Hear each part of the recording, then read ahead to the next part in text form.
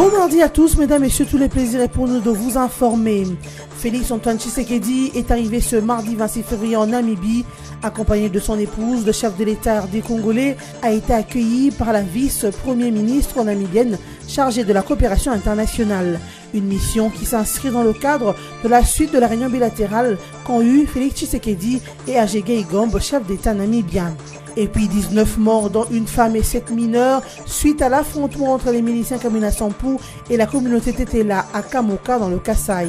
Pour les Tetela, ces miliciens Kamwina ayant déposé les armes au lendemain de l'investiture de Félix Tshisekedi et rassemblés à Kamoka n'ont pas droit de s'approvisionner dans leur marché. Enfin, Ndaye Moulamba, ancienne gloire des léopards, a été conduit ce mardi 26 février à sa dernière demeure à la nécropole de Lansele. Avant son inhumation, des hommages lui ont été rendus au Palais du Peuple. À cette occasion, le recordman a été décoré à titre posthume grand officier des ordres des héros nationaux Kabila Lumumba par le chancelier national et en présence du directeur de cabinet du président Félix Tshisekedi. Plusieurs autres annonces en faveur des anciennes gloires des léopards ont été faites par le ministre de Sport. Le président de la République démocratique du Congo, Félix Antoine Tshisekedi Tshilombo, est arrivé ce mardi 26 février à Windhoek, en Namibie, en début d'après-midi. Au pied de l'avion, il a été accueilli par Netumba Nandi Ndaitwah, vice-premier ministre namibien en charge de la coopération internationale.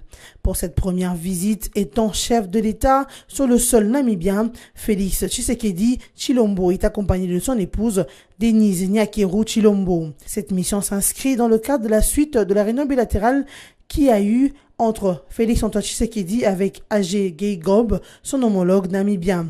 C'était le 10 février dernier en marge du 32e sommet de l'Union africaine à Addis Abeba en Éthiopie. Hage Geingob de la Namibie est aussi le président en exercice de la communauté de développement de l'Afrique australe, SADC en sigle. Martin Fayulu n'en rémord pas et continue de clamer sa victoire à la présidentielle congolaise.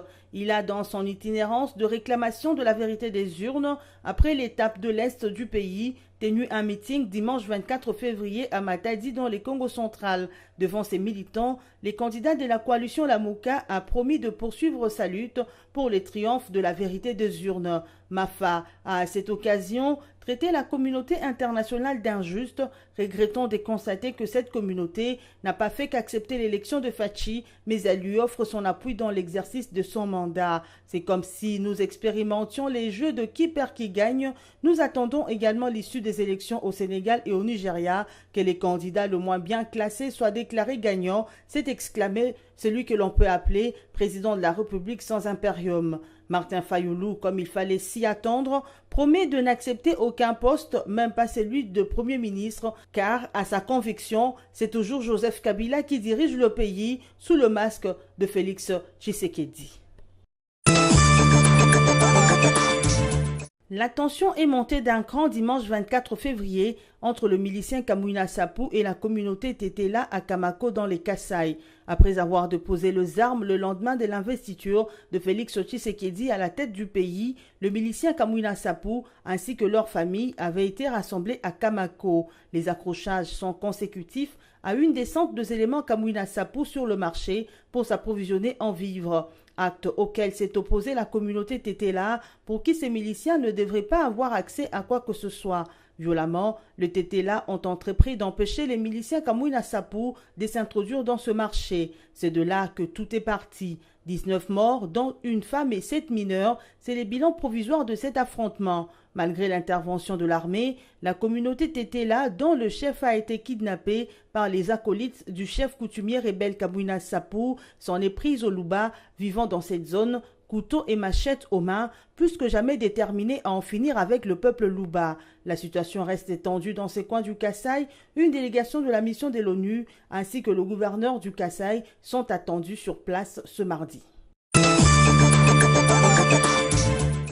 Après Beni, Uvira, Chikapa, lundi 25 février en Mbuji-Mayi, plusieurs policiers ont tiré en l'air pour réclamer les uns le paiement de 2 mois d'arriérés des salaires et les autres le paiement des frais d'émission après leur dépaiement pour sécuriser le processus électoral. Comme dans les autres villes où les manifestations de ce type ont eu lieu, à Mbuji-Mayi, les tirs de policiers ont provoqué des mouvements de panique parmi le peuple, le long de l'avenue de l'université au quartier Mamayemo jusqu'au rond-point de l'Étoile. À en croire Charles Doumbouyi, ministre de l'Intérieur du Kasaï-Oriental, c'est une surprise que la revendication se passe dans cette manière-là pour un service où règne la discipline. Du côté de l'inspection générale de la police, on rappelle que les policiers n'ont pas le droit de grève, que ces manifestations s'apparentent à des actes de rébellion et que des appels au calme ont été lancés via des causeries morales en attendant la fin de l'audit en cours. Le président Félix Tshisekedi a promis à son entrée en fonction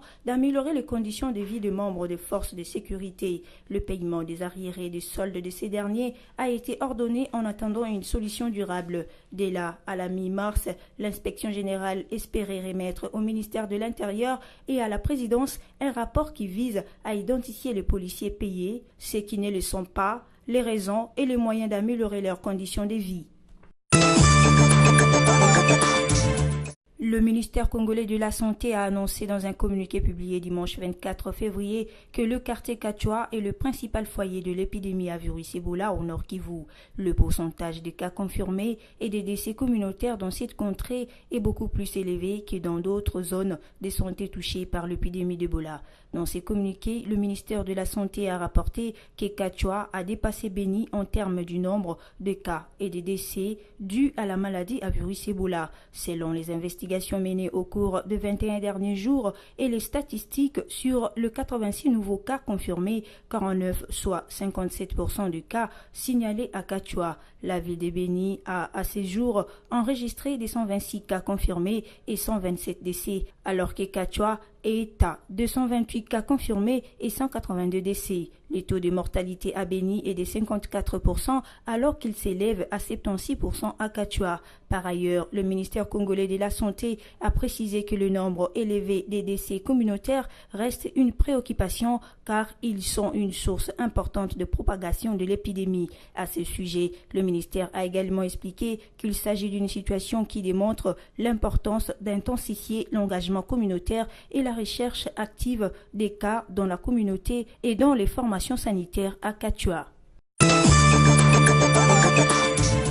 Ndaye Mulamba Pierre Mutumbula a été décoré à titre posthume grand officier des ordres des héros nationaux Kabila Lumumba lors de ses obsèques ce mardi 26 février 2019 à Kinshasa.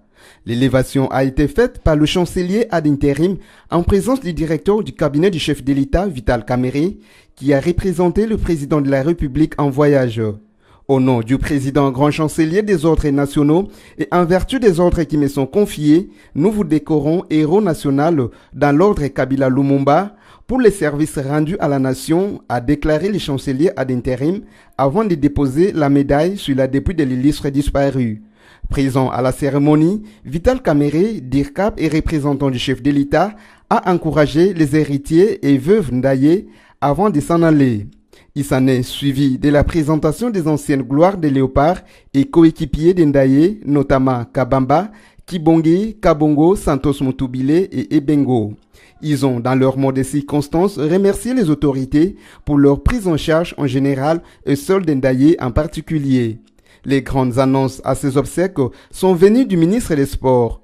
Papi Nyango a déclaré que le stade qui sera érigé à partir du 1er mai à Kananga sera baptisé Ndaye Mulamba, ce pour immortaliser la légende du football congolais. Il a en outre annoncé que les anciens léopards jusqu'en 1990 seront pris en charge financièrement et médicalement par le gouvernement.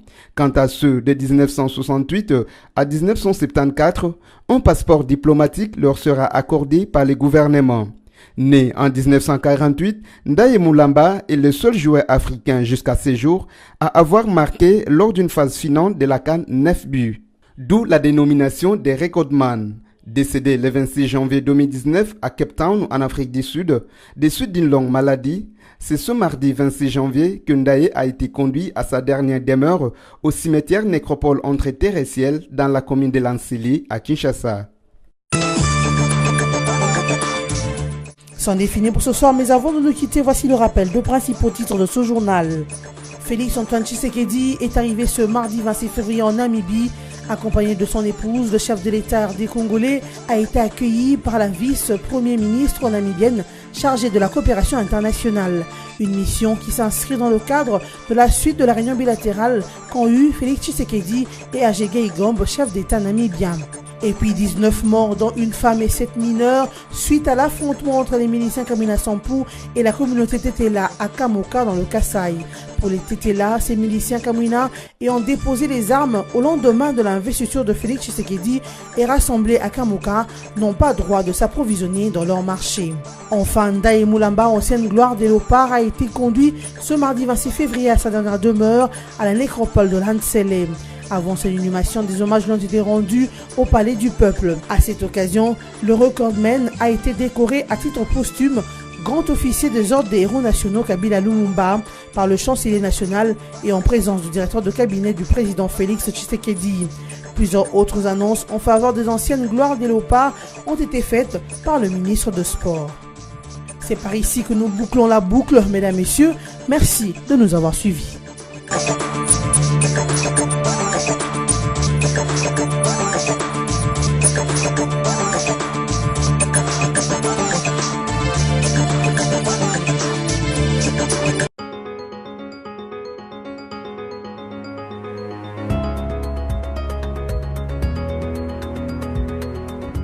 Bienvenue à la revue de presse de ce mardi 26 février 2019 sur BSC TV. Commençons avec les sites d'actualité Congo Virtuel qui notent en grand titre « Le FCC réaffirme son unité et sa loyauté à Joseph Kabila ». Le Front commun pour le Congo, FCC en sigle, vient de se muer en plateforme politique de gouvernement après avoir été une coalition électorale. L'annonce a été faite mercredi 20 février à Kingakati à l'occasion de sa rentrée politique effectuée autour de son autorité morale, le sénateur Joseph Kabila Kabange. Le FCC d'ores et déjà entamé sa réorganisation interne pour se doter des organes nécessaires pour son fonctionnement efficace et conforme à sa nouvelle configuration. À l'occasion de cette rentrée, les chefs des différents partis et regroupements membres du FCC ont signé un acte d'engagement réaffirmant leur fidélité et leur loyauté à leur autorité morale. Ils se sont également engagés à demeurer unis et solidaires sous le leadership de Joseph Kabila et ainsi s'abstenir de tout acte de nature à nuire à l'unité de la plateforme ainsi que ses membres et ses élus. Poursuivons cette revue de presse avec actualité.cd qui titre RDC Namibie, des dizaines de Congolais mobilisés à Windhoek pour accueillir Tshisekedi. Plusieurs Congolais vivant à Windhoek en Namibie se sont rendus ce mardi 26 février 2019 à l'aéroport d'Océa où est attendu le président de la République, Félix Tshisekedi. Avec des calicots et effigies, ce Congolais exprimant leur joie suite à l'alternance au sommet de l'État dans leur pays. C'est une façon pour nous de saluer l'alternance qui vient de se passer dans notre pays. Nous sommes fiers, a dit à actualité.cd un Congolais vivant en Namibie. Bouclons cette revue de presse, mesdames, messieurs, avec les sites de la radio Okapi qui écrit RDC, la viande de porc interdite et seulement seule venant de l'Union européenne. Le ministre d'État au commerce extérieur Jean-Lucien Boussa-Tongwa qui a pris le 19 février une mesure interdisant l'importation et la commercialisation de la viande de porc en provenance de l'Union européenne, notamment des Pays-Bas, demande à la population de ne pas faire l'amalgame. Cette mesure ne concerne que la viande de porc provenant de l'Union européenne. Il rappelle que par ces mesures, le gouvernement veut prévenir mais surtout protéger la population contre la consommation de ce produit. Ainsi s'achève cette revue de presse. Merci à vous de l'avoir suivi et à la prochaine.